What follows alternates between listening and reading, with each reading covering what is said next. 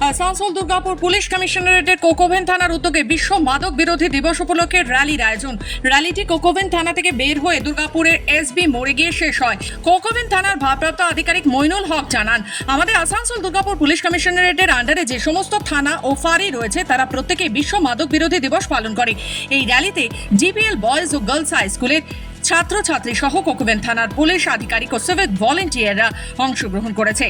মাদক বিরোধী সমাজ আমাদের গড়ে তুলতে হবে। মাদক যদি সমাজের মধ্যে ছেয়ে থাকে তাহলে সুস্থ সমাজ গড়ে তোলা যাবে না।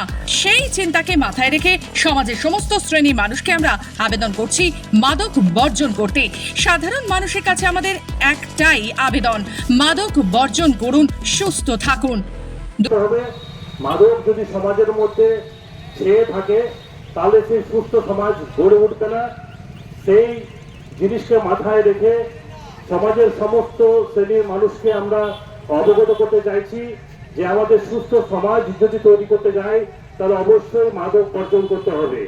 এই দিনটি শুধু আমাদের এখানেই না, আসানসোল দুর্গাপুর পুলিশ কমিশনের তরফ থেকে মাননীয় সিপি সাহেবের উদ্যোগে সমস্ত থানা এবং ফাঁড়িতে আমাদের র্যালি এবং সেমিনারের মাধ্যমে এই দিনটি উদযাপিত করতে চলছি।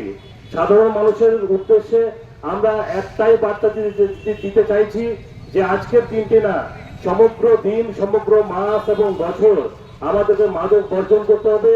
পরিবারের সমস্ত সন্তান সন্ততিদের যারা রয়েছে তাদেরকে এই শিক্ষায় শিক্ষিত করতে হবে।